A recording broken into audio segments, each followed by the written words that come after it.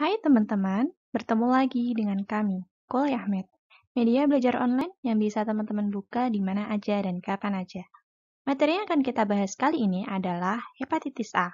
Yuk kita belajar bersama. Baik, kita akan bahas terkait hepatitis A. Merujuk pada kata itis yang berarti keradangan atau inflamasi yang terjadi pada hepar yang diakibatkan oleh adanya infeksi dari virus hepatitis A. Sehingga kita bisa menarik sebuah kesimpulan bahwa hepatitis A sendiri merupakan sebuah penyakit keradangan atau inflamasi yang terjadi pada hepar yang diakibatkan oleh adanya infeksi virus hepatitis A. Secara epidemiologi, jumlah kasus infeksi hepatitis A virus yaitu sebesar 1,5 juta di dunia per tahun. Kemudian untuk kematiannya akibat hepatitis A itu bertambah dari 30.283 menjadi 35.245 per tahun. Dan menurut Riskesdas tahun 2013 melaporkan bahwa proporsi penderita hepatitis A itu sebesar 19,3%. Hepatitis A memiliki masa inkubasi rata-rata 28 hari atau sekitar 15-50 hari. Kemudian hepatitis A sendiri bisa ditularkan melalui fekal oral, sehingga biasanya bisa menular dari orang ke orang, terutama kalau semisal higienitas orang tersebut rendah atau higienitasnya buruk. Biasanya itu hepatitis A ini self-limiting, sehingga prognosisnya baik dan jarang terjadi fulminan. Biasanya bisa terjadi fulminan, namun hanya sekitar 0,1%. Kemudian untuk hepatitis A virus sendiri ini, itu disekresi pada empedu dan dapat terdeteksi dalam feses 1-2 minggu sebelum gejala klinis muncul, sampai 1 minggu setelah gejala klinis itu muncul. Secara etiologi, hepatitis A disebabkan oleh hepatitis A virus yang merupakan picornavirus, di mana ini merupakan virus RNA rantai tunggal, kecil, tidak berselubung, berbentuk sferis, dan berdiameter 27 nanometer. Ia masuk dalam famili Picornaviridae dan genus Hepatovirus. Secara patofisiologi, infeksi virus dari hepatitis A dimulai dari ketika virus masuk ke dalam tubuh host melalui traktus gastrointestinal. Kemudian terjadi periode viremia ketika virus menginfeksi dan bereplikasi dalam hepatosit sebagai tempat utama produksi virion. Kemudian, setelah diproduksi dalam hepatosit, akan dilepaskan ke dalam darah dan empedu. Ketika virus mencapai sel hepar atau hepatosit, maka virus tersebut akan menginfeksi sel hepar atau hepatosit itu. Kemudian virus akan mengeluarkan materi genetiknya, dan sebagai pertahanan oleh sel yang terinfeksi, maka sel akan mengekspresikan protein molekul MHC kelas 1. Dan pada waktu yang bersamaan, protein tersebut akan dikenali oleh sel CD8 dari sel T, yang kemudian terjadi proses apoptosis, karena proses sitotoksik. Sel yang mengalami apoptosis tersebut mengakibatkan kerusakan hepar oleh karena infeksi virus dari hepatitis A. Tanda dan gejala yang muncul pada pasien penderita hepatitis A yaitu fever atau demam, kemudian malaise, nausea, bisa terjadi anoreksia, penurunan nafsu makan, dan terjadi hepatomegali.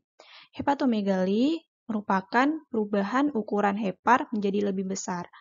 Nah, selain terjadi hepatomegali, hepar juga terjadi inflamasi, sehingga mengakibatkan nyeri pada perut kanan atas.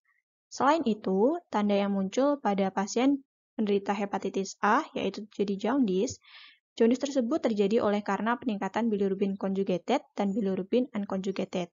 Bilirubin conjugated bisa meningkat oleh karena ketika sel hepar mengalami nekrosis, maka bisa terjadi leakage dari balnya atau bilirubin conjugated tersebut ke dalam darah. Kemudian, ketika sel hepar rusak, maka fungsinya untuk merubah bilirubin unconjugated menjadi conjugated itu terganggu, sehingga terjadi peningkatan jumlah atau kadar dari bilirubin unconjugated dalam darah. Nah, kemudian dari darah, khususnya untuk bilirubin conjugated itu, akan menuju ke ginjal karena dia bersifat hidrofilik, akan dikeluarkan melalui urin. Hal tersebut mengakibatkan klinis dari urinnya itu lebih keruh. Nah, pada urin yang keruh tersebut, selain bilirubin conjugated-nya itu meningkat, kadar dari urobilinogen itu juga meningkat. Seperti yang kita tahu bahwa urobilinogen itu merupakan berasal dari bile yang diubah oleh mikroba usus menjadi urobilinogen. Normalnya, biasanya urobilinogen itu akan menuju ke siklus enterohepatik kembali untuk bisa dirubah menjadi bilirubin. Namun, ketika heparnya itu rusak, maka urobilinogen itu akan menuju ke ginjal dan dikeluarkan menuju ke urin. Tanda dan gejala lain yang muncul pada penderita hepatitis A yaitu terjadi peningkatan enzim transaminase. Kita tahu bahwa enzim transaminase itu ada di hepar untuk membreakdown asam amino. Nah, normalnya serum aminotransaminase itu dalam darah kadarnya rendah. Namun, ketika hepar rusak, maka sel hepatositnya rusak itu terjadi nekrosis, sehingga terjadi kebocoran dari serum aminotransaminase tersebut ke dalam darah. Sehingga terjadi abnormalitas fungsi hati yang ditandai dengan meningkatnya serum aminotransaminase, yaitu berupa ALT dan AST yang meningkat. Nah, untuk peningkatannya, ALT itu meningkat lebih signifikan pada kasus hepatitis karena infeksi virus. Namun, biasanya pada akhir fase, dia kadarnya akan normal kembali. Fase perjalanan penyakit hepatitis A itu terbagi menjadi 3 fase, di mana pada fase pertama merupakan fase prodromal yang terjadi selama beberapa hari. Fase ini ditandai dengan beberapa gejala seperti flu-like symptom, kemudian demam yang menunjukkan adanya infeksi atau inflamasi, namun biasanya demam pada penyakit hepatitis A ini masih low grade. Kemudian bisa terjadi malaise, fatigue, nausea, vomiting, nafsu makan menurun, dan gatal pada kulit. Nah, gatal pada kulit ini oleh karena peningkatan bilirubin tadi dalam darah, dia juga akan tertimbun pada bagian dermal, di mana dia akan merangsang ujung saraf sensoris, dan sebagai respon rangsangannya itu akan melepaskan mediator gatal seperti histamin, kemudian protease, peptida, prostaglandin, leukotrin, serotonin, substansi P, dan opiat. Kemudian dari perjalanan rangsang gatal itu sendiri dimulai dari impuls yang diterima dari ujung saraf bebas itu pada dermoepidermal junction, kemudian akan diteruskan melalui radix dorsalis ke cornu posterior medulla spinalis, kemudian dia akan menyeberang melalui garis tengah, naik ke talamus, melalui traktus pineothalamikus, dan akhirnya disampaikan ke korteks cerebri. Respon rangsangan gatal itu adalah keinginan untuk menggaruk yang merupakan respon motorik. Selain itu, pada fase prodromal juga terjadi nyeri pada sendi ataupun otot. Ini terjadi karena pembentukan kompleks imun. Kemudian disusul pada fase kedua, yaitu fase ikterik yang terjadi pada beberapa hari sampai minggu, namun biasanya kurang dari 6 minggu. Gejala prodromal pada fase ini tuh menghilang dan ditandai dengan urinnya itu berwarna gelap karena peningkatan bilirubin tadi dan fesesnya itu berwarna terang. Kemudian pada fase ketiga yaitu fase convalescence itu terjadi 3-6 minggu, namun biasanya jarang sampai 12 minggu. Nah, pada fase ini gejala umumnya itu menghilang dan terjadi normalisasi pada hasil lab, normal pada AST-ALT atau SGOT-SGPT. Namun, pada infeksi kronis SGOT-SGPT itu dapat persisten. Lalu, bagaimana kita mendiagnosis hepatitis A? Sebenarnya prinsipnya sama seperti kita mendiagnosis penyakit lain, yaitu mulai dari anamnesis, kemudian pemeriksaan fisik, dan pemeriksaan penunjang. Dari anamnesis sendiri, kita bisa menanyakan gejala-gejala yang dirasakan oleh pasien, seperti apakah ada flu-like symptom, kemudian demam yang menunjukkan adanya infeksi, apakah ada malaise, nafsu makan turun, mual muntah. Kemudian kita juga bisa menanyakan apakah ada keluhan urin berwarna gelap ataupun feses berwarna dempul. Kemudian dari gejala-gejala yang muncul itu, kita bisa menentukan apakah pasien ini masuk ke dalam stadium preikterik, ikterik, ataupun pasca-ikterik.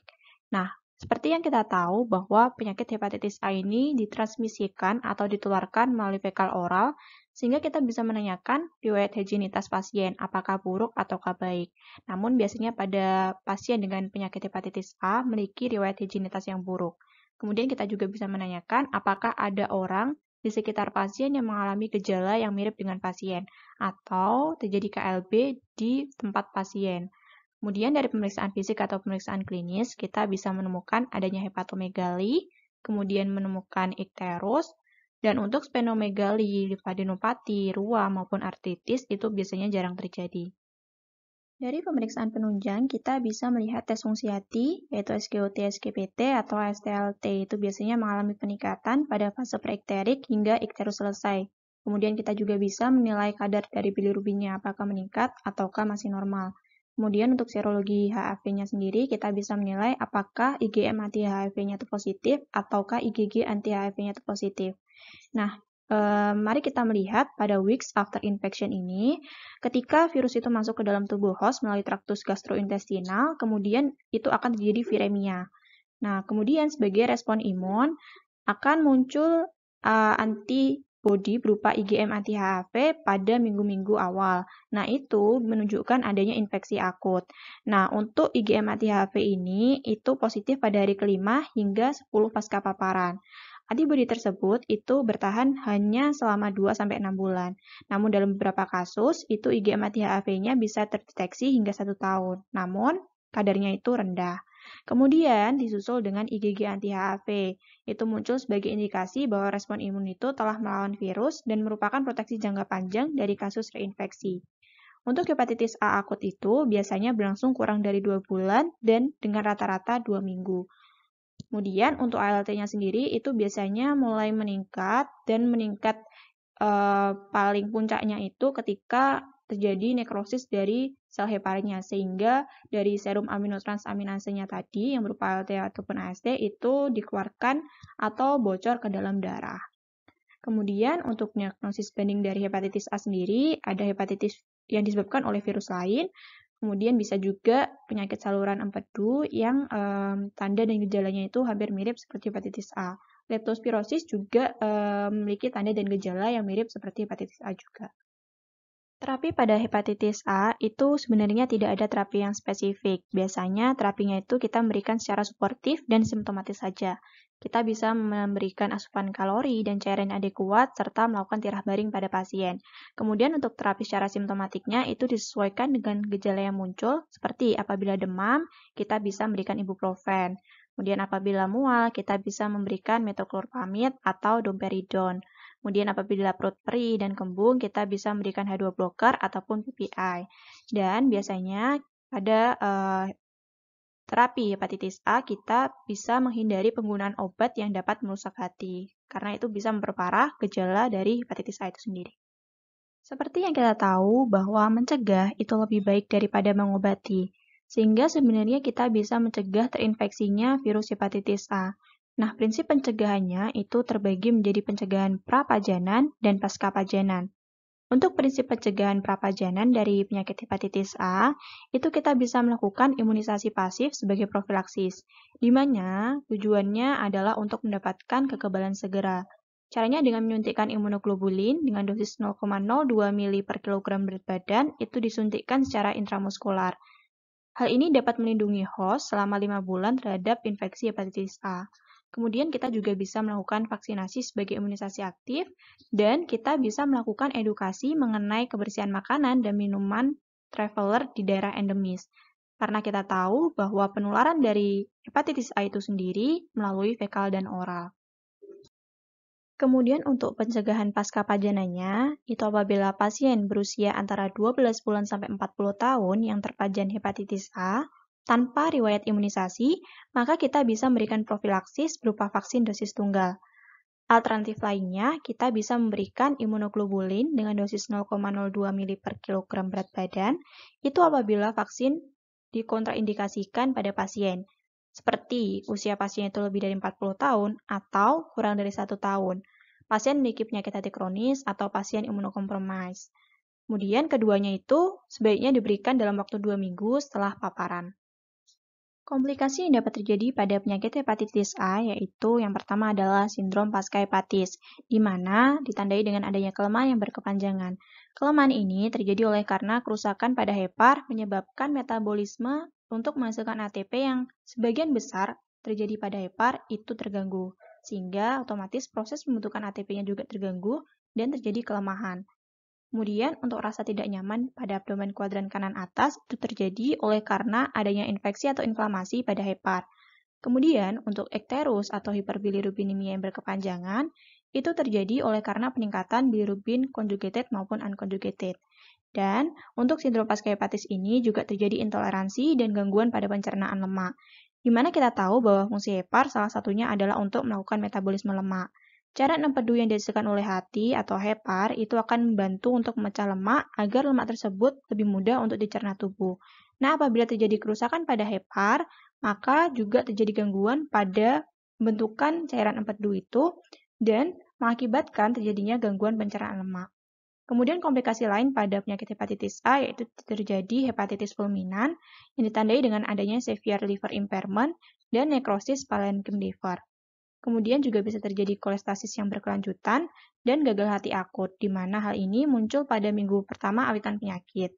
Sekitar 90% gagal hati akut itu terjadi pada 4 minggu pertama. Ya, kita telah sampai pada kriteria rujukan, karena hepatitis A merupakan penyakit yang menurut SKDI masuk dalam kompetensi 4A, sehingga dokter umum harus bisa menangani penyakit hepatitis A itu hingga tuntas. Kita bisa merujuk pasien ke tingkat yang lebih tinggi itu apabila terjadi komplikasi pada hepatitis A atau apabila terdapat koinfeksi dengan penyakit lainnya.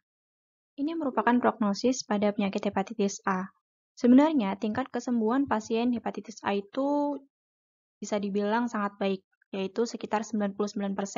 Mortalitasnya hanya kurang dari 1 per 1000 pasien. Untuk infeksi hepatitis A virus itu dapat menyebabkan hepatitis fulminan hanya sebesar 1%. Dan pada pasien rawat jalan, itu gejala yang terjadi biasanya selama 34 hari, sedangkan pada pasien rawat inap itu selama 68 hari. Ya, ini merupakan daftar pustaka yang kami gunakan. Untuk sementara sampai di sini dulu ya teman-teman untuk materi hepatitis A-nya. Thanks for watching. Jangan lupa like, comment, share, subscribe, dan nyalakan lonceng notifikasi. Bye-bye.